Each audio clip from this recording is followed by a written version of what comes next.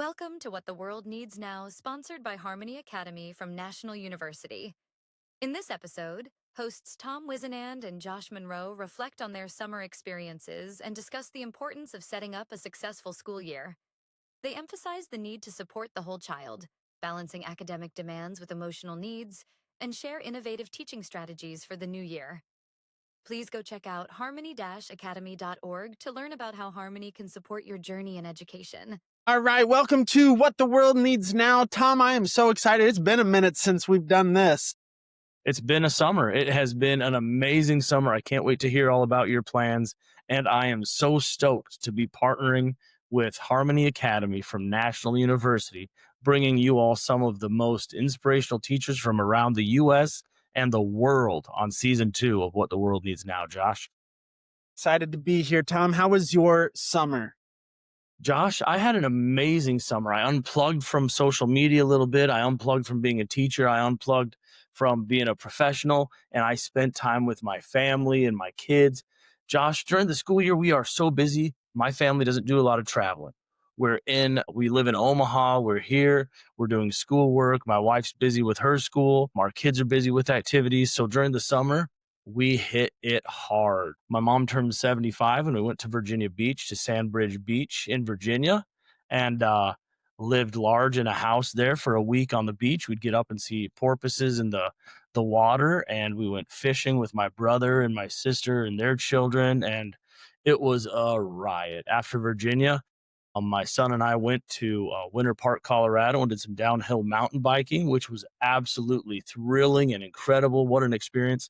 And then to finish up our summer travels, Josh, we did the Florida thing. We went to Orlando in July, sweated like crazy. Josh, it was so humid, but we did Disney World. And so we spent a few days in Disney and rode the rides and saw the sights, and it was incredible. What a way to just relax and just reconnect with the family and become centered again. So, what'd you do? And we had a lot of sports. We didn't do a whole lot of traveling unless it was for sports. Jackson had a ton of baseball going on. I think there was like 4 or 5 games a week. So I'm blessed that I really love doing that. Like, I know that for some people, they hear just sitting out at baseball in the middle of summer, like that's not their thing. For me, I love it. It was really fun to watch him grow. He became such a better hitter this session. He hit from the 2 hole for a lot of the season. And then Aspen, she just joined a select basketball team. She's in second grade. She was playing on the third grade team, but they played up a year against the fourth graders. So she was little out there. Like, she was the little dog that had some fight in her, and it was fun to watch her. I'm excited to see. So now she'll play on that team and then a team with her friends. I'm excited to see how she does when she's back with some second graders. But that was really our summer was just the season of sports. Yeah, man. And it's funny how life is because, you do get into sports and you do get into what your family's into. So kudos to you for taking that time and really making those connections, with your family and being there for sports. That's awesome. We are back at it, Josh, in Omaha and Millard, where we both teach. We're back at school. We've been in it for like a whole week now, right? Yep, full So, week. man, what have you been up to in your classroom? How have you started the school year trying to set yourself up and your students up for success? One thing I like to do is I like to think back on how the last year went. So I do a little bit of reflection as we start to get ready for the year and think about what went well last year. What can I change? What can I refine and make a little bit better? And then as we hit the road, man, I like to go slow to go slow. We talked to Darla Canas a couple years ago, and that was her advice to us. And I've really taken that to heart. Just being there for kids to get to know them, especially in these first 2, 3, 4 weeks of school, so that you build that relationship with them and you've got that trust in low risk areas so that when you step into the arena of math or reading and things feel big for them, they know you got their back, right? And so that's really been my week is who are you and what are you about? What do you like? What do you dislike? And just getting to know my kids. How about you? That's awesome. You cannot go wrong with going slow to go slow. Really getting to know the people you're working with, the people you're working for, families when they come to open house, if they come to open house, connecting with them on phone calls, connecting with them in emails, really get to know them. Josh, I love to start the school year with the question to the students. I teach fifth grade. I ask them, how do you want our classroom to feel? And that comes from a book by Mark Brackett out of Yale University in his book, Permission to Feel. And I love asking my kids, my students, how they want our classroom to feel because students know what a safe, caring, predictable classroom feels like. And so I did that. And the answers were amazing. I also teach at a university here in Nebraska. And I do that with my college students as well. I ask them, how do you want our classroom to feel? Well, I just had class this last Monday and I asked the students, how do you want our classroom to feel like I do? And they looked at me. And one student raised his hand and he said, nobody's ever asked us that before. And it really struck me that here this, 20, 21-year old human is, and they've never been asked how they want their classroom to feel. And that just shook me. Yeah. Because as humans, we need to appreciate the emotional weight or the emotional needs of the students that we work with, no matter what their age, you know? Yeah, 100%. What a powerful thing to ask them and to share that space with them. I think a lot of the times as teachers, at least when I was younger, I thought I had to be in charge. I thought the power had to sit with me, but I've learned what a powerful thing it is to share that space with them and give them some of that power so they've got that ownership. But also what an unfortunate thing to for that student to be 21, 22 years old and that's the first time he's heard an adult say, "Hey, let's share this space." Right. Yeah. It really was disheartening. And then if you take it a step further and not just how do you want our classroom to feel, but what behaviors are you willing to contribute? And that really empowers students of all ages. What are you willing to do to create those feelings in this shared space? We signed up for a semester in college. We signed up for, 8 months, 9 months, 10 months in elementary school. We're going to share this space. What behaviors are you willing to bring to our classroom so that we have this safe, caring, predictable environment every day? I just think that's incredible. I think talking about those behaviors too, kids know what they want it to feel like. Kids know they might not have the skills, but they know what behaviors need to happen to have those feelings. And it's part of our job to teach them those skills. I love to ask my kids, "Hey, what do you hope out of fifth grade? And what Mhm. do you dream about in your life?" And they sit there and they think, and you got kids, "I want to be in the NFL. I want to be a ballet dancer. I want to be an engineer, all these things." And then you say, "Okay, what needs to happen in fifth grade this year for you to get one step closer to that goal?" And then they have to think about, well, I got to get better at math. Well, I got to get better at this. I have to have better social skills. Okay. So what do we do in this classroom to help you get that one step closer? And then they start to realize, oh, I need to be able to communicate. Oh, when I'm asked to wrap up my conversation, I need to be able to follow directions fairly quickly. Right. And so sharing that space and that power with them helps them understand life skills that they're going to need later in life. You're absolutely right. They start using these life skills. They start creating the habits of when I'm given an assignment, I get right to work on it. When I'm given an assignment, I'm not talking to my friends. I'm not distracted. I focus and use my time wisely when I have my time. If it is a partner assignment, how do I use my partners? How do I interact? How do I communicate? Like you were saying, these are all life skills. And if we can start them in elementary school and we really value those skills, then we do really set them up for success. Something else I really love about the start of the year is we get to speak truth to students. We get to speak into their lives about who they are, how wonderful they are, how amazing they are, how great they're doing every day. And I know for a fact the conversations can go the other way too. I can't believe I've had to tell you 5 times to sit in that chair today. You should know how to do school by the time you're 9, 10, 11 years old. Or I think it's incredibly powerful when you catch them being right and you just praise them and you start telling them how wonderful they are and the great human they're supposed to be.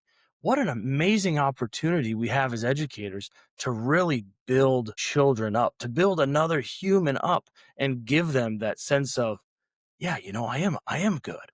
Yeah, I did do good on that test. Yeah, I did do good walking down the hallway quietly. I can do the hard things.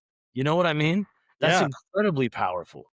Especially for those kids that get your attention one way or the other, right? When they start to realize, "Hey, I am a good kid man, they start to believe in it, right? Like that self-fulfilling prophecy. We got to fill them up with you are awesome, you are wonderful, you are great. And Yeah. catch them when they're doing great because they're going to know if you're authentic or not when you're saying it. Percent. I love being a teacher, Josh, because kids are some of the most brilliant beings on earth. I promise you, because they have this sense, this innate sense to figure out whether an adult is safe and caring and means what they say and say what they mean, or if I'm not really buying what you're selling here. Yeah. Or if you're full of fluff. Yeah, right? 100%, man. Tom, man, we're talking a lot about supporting the whole child here. For maybe some newer teachers that are listening, or maybe not newer teachers, just a nice review. What are we talking about when we say, hey, we're going to support the whole child in our classrooms?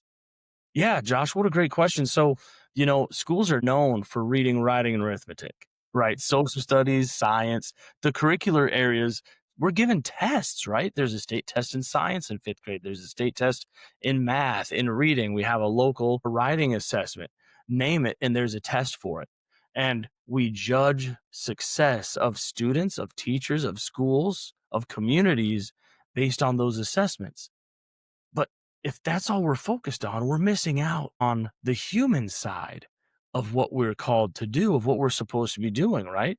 We're supposed to give humans skills, not just academic skills, but we're talking about the skills of cooperation, of collaboration, of communication, all of these skills that you will need later in life, how to care for another person, how to be empathetic for another person, that really enrich our world, but sometimes they're kind of pushed aside or left out of our day-to-day classroom activities. And so when you talk about whole child or whole human well-being and education, those are we interviewed Jamie Cassup. He hates calling them soft skills because they're not soft skills.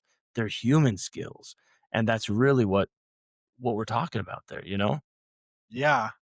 Life skills, human skills. I like the word human skills because I think it's important that we do start viewing school as a humanized experience that all of us go through, and we all need to have a positive experience as we do it. And when we humanize each other and we look at each other as individuals, we can start doing that a whole lot better.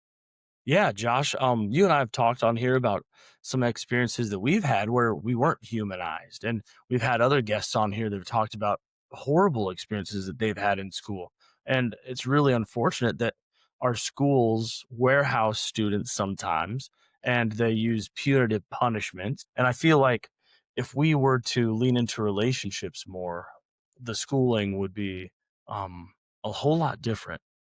I think from the outside too, like there's teachers' view, and then there's the outside society and how they view it. When they hear us saying these things, they think that like consequences are pushed to the side and discipline's just gone. And that's not the case at all. But what we're trying to say when we're going to support the whole child is, hey, this kid is showing me that they're missing a skill, whatever that skill is. Maybe I call it word vomit. Just because it's up in your brain doesn't mean it needs to come out your mouth right away. We're going to try to teach that skill of how do we control our impulse of wanting it to come out right away. I'm not sending you to the principal's office because you've blurted 3 or 4 times today. I'm going to sit and teach you what are some ways that you can help yourself, Mhm. right? So I think when we can start to bridge that gap a little bit more too and help both sides understand what this means, we're going to see a different schooling system come out of it.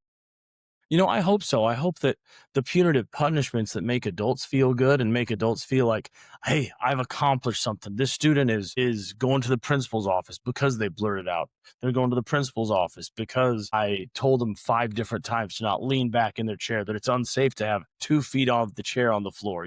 I hope we do away with that because there are different ways to get your point across rather than sending them to the principal's office or writing "I will not lean back on my chair" 300 times on the board, or you know what I mean? Like going out to the hallway and spending time out in the hallway to think about what you've done. I think as we start the school year, we see a lot of different needs at this point in the year that students are coming in with than we do later on as they start to learn our routines and our expectations and they get back in the flow. For instance, I know at least for us and our family, my son loves that PlayStation and we've got limits on it, but getting back into the school year, there was a little detoxing period. And I'm noticing that in my classroom right now too. Like kids are walking in and it's like, what, I can't play Xbox for 6 hours today? Or what do you mean I can't have a Snickers in class, kind of a thing? And so trying to help them understand not just necessarily, hey, you can't have that Snicker right now, but why?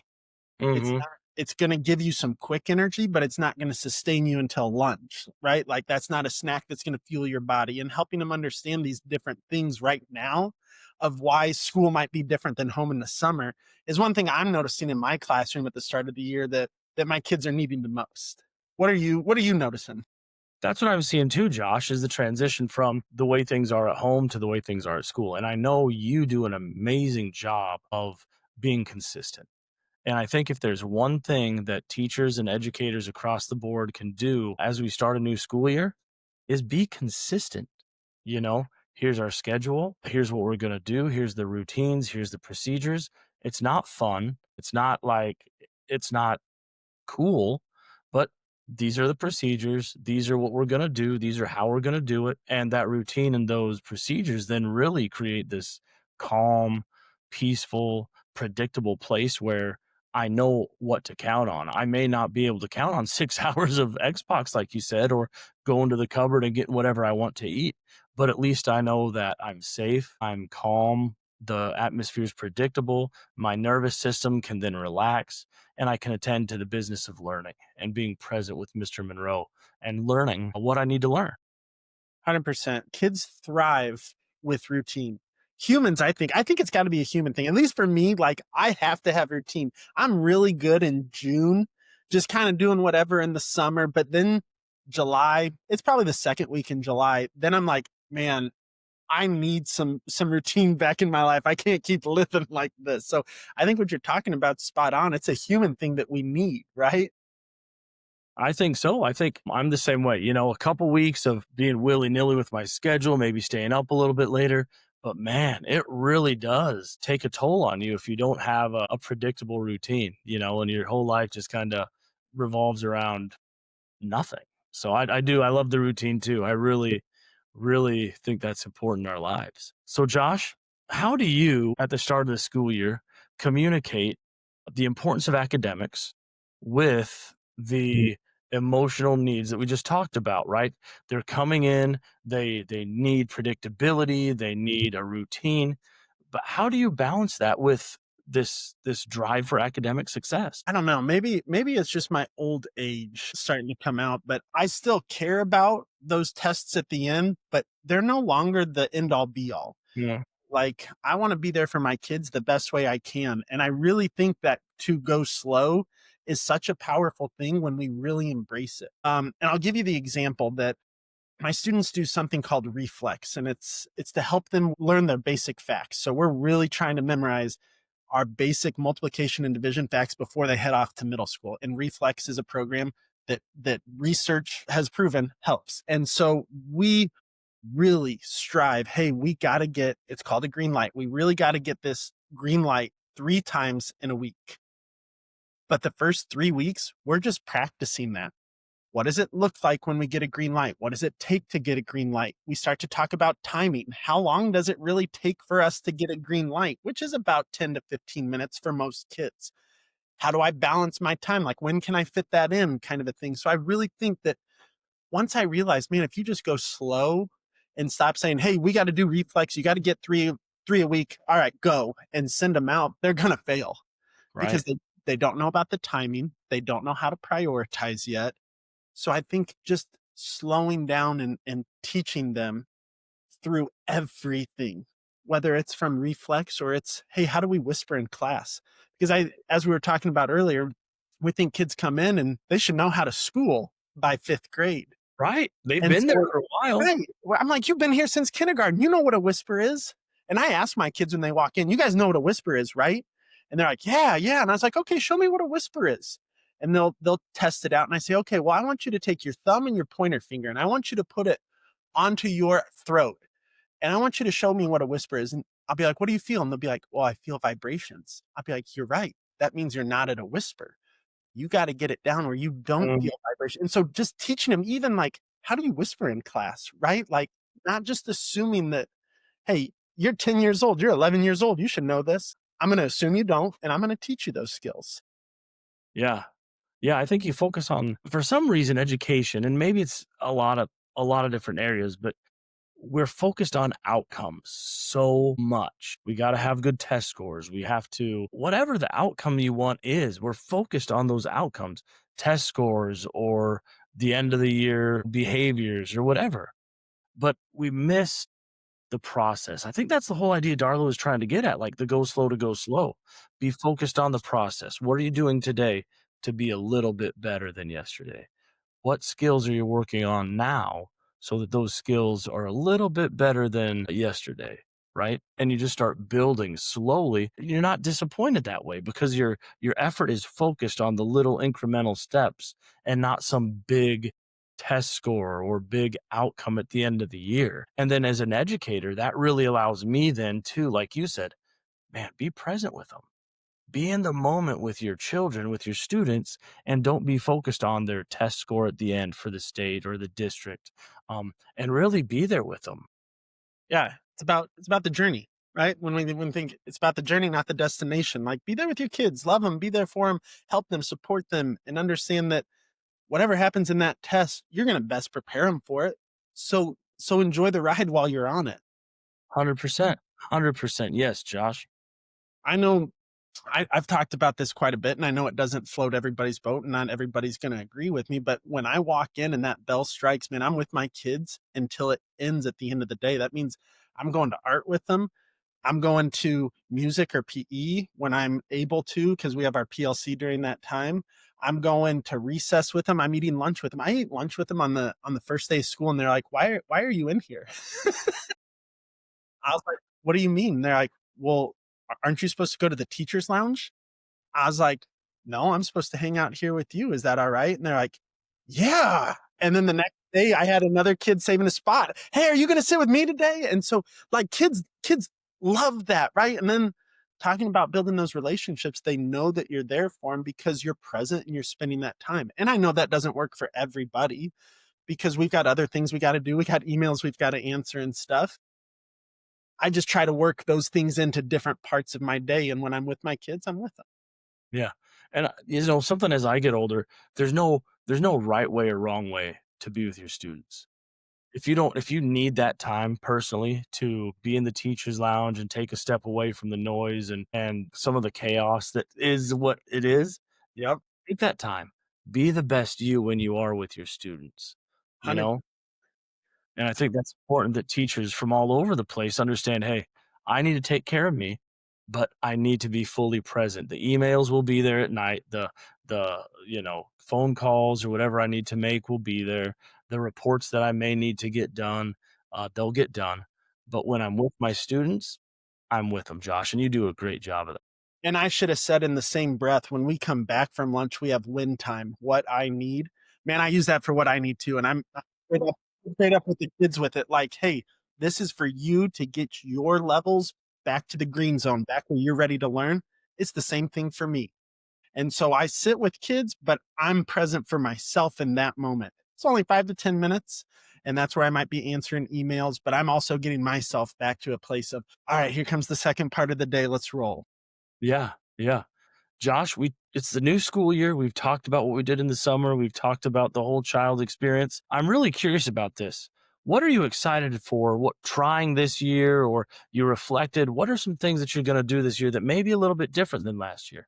So I actually gave it a try this year. I'm gonna give you a website slash, I don't think it's an app, but it's called Class Bank. And it's like an online economy system for your classroom. And at first I was against it because I really think that building relationships is the key to stepping into having better classroom management than saying like, "Oh, if you do this, you can have a lollipop." I have read comments on social media about how students want to be taught financial literacy. And ClassBank does a really good job of that because as you give money to the students, they can put it into a savings account where they're saving for something in your classroom. It can go into a checking account where they're able to spend it. You can talk about bills and fines with them and bonuses, and you can give jobs where they're getting paychecks. And I learned about this when I went and I was doing I was doing a leadership spot for second year teachers. And one of the second year teachers was had it up on their board. And I was like, hey, teach me about this really quick. And we spent almost our whole meeting of her walking me through this. And I just thought, my goodness, when kids are talking about, I want to learn about money and how to use it wisely, what a great tool this is. So I'm excited to give it a shot for a full year and see how it goes. How about you? I get to be part of this. It's called the Coachly Group. It's through Houghton Mifflin Harcourt, this curriculum group, and it's direct access to a curriculum specialist. So if I have any questions about anything in this math curriculum, I have this coach that I can just text a direct line to an expert, and they have 24 hours to get back to me. And I just think as a professional, having access to that kind of quick turnaround excellence is just huge. I feel like a more grounded professional, a more informed professional. And so I hope that impacts my practice in the mathematic classroom because I have just an amazing resource just at my fingertips. Just type in a question, and in 24 hours, I have a reply back. So I'm super stoked about that. I'm super stoked about sharing that with our staff at school to hopefully improve our math achievement across the whole board. That's a powerful thing to have, especially because I know that in our district, we're in now year 2 of a new curriculum for our math. And when you get a new curriculum, it is super overwhelming, right? Like you got to Totally. learn a whole lot of new stuff. You got to figure out some new routines and how this all fits in. So it's super powerful to be able to have that communication with somebody that is an expert in that curriculum. Yeah. I think it'll just be incredible. I'd like to see educators who want that have access to it, right? Somebody who is in the game, but not necessarily close, like in the fire to get burned. You know what I mean? I think that would be incredible if teachers, if educators were able to have access to coaches that they would choose, that they would want to be part of, and just share their life with this coach. I think that would be really helpful.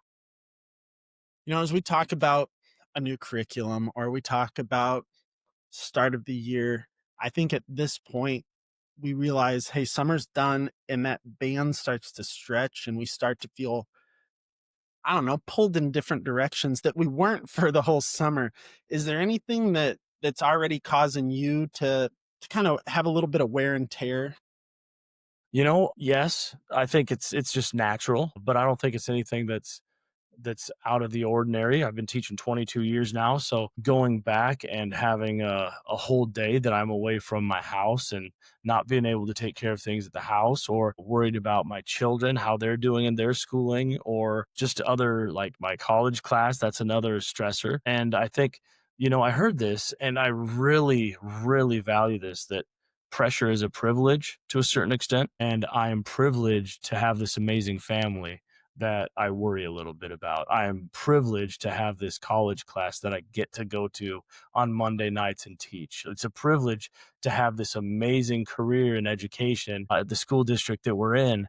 And so, yeah, there's some pressures there. It's stretching me a little bit, but I think it's all perspective, and I'm really fortunate and blessed to be able to do that.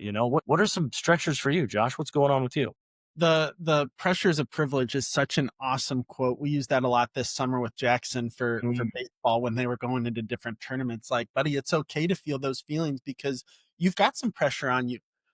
Own that, right? Like walk with that for a minute. So mm, yeah, it is a little bit of a privilege. New pressure for me this year, and this is just like me being 100% real and vulnerable with everybody. My daughter came home last week and I am so thankful and grateful that our schools practice what lockdowns are.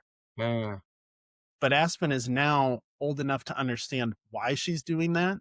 And so a lot of questions came about, and she was asking me questions about what happens if I get stuck in the bathroom and we're in a lockdown and I can't get back to my class. And like that broke me. She asked that question on the way to soccer, and I usually go out and I watch her practice. Man, I sat in the car and I cried for a little bit. I was like, I can't believe that my 9-year-old my 8-year-old is asking me questions about why she would need to hide on a toilet seat, and do I need to turn off the lights? But what if I hear the bad guy outside the door? How do I turn off the lights if that's happening? And like, I mean, you go through the same thing because you've got kids in school too. That's new for me that I haven't ever experienced. Like, I know that we've talked about it and done it, but my kids have never really talked about it with me. And so that was just a moment where I'm like, right? Absolutely. Yeah. So, Oh, man, I don't know, the last, like, week since she's asked me that, and then she asked it on the way again tonight to soccer, like, it's just kinda weighing heavy on me, like, how do I help her understand this? That you are in a safe place with people that love you and care about you, and I'm there with you, but these are real things that happen, that's why like, how do you I don't know. Man, it's just a different world that I'm stepping into with this on how to balance some of that. Josh, that is tough, and I hate with all my heart that as a society, we are at a place where we have to teach our children, our students, the most vulnerable beings, the people that we should be caring for the most, how to run, how to hide, how to climb on top of a toilet. What is wrong with our world that we can't have some kind of common sense approach to create safe spaces, at least in our schools, or give people the services that they need so that there aren't these atrocities going on in schools or across our country?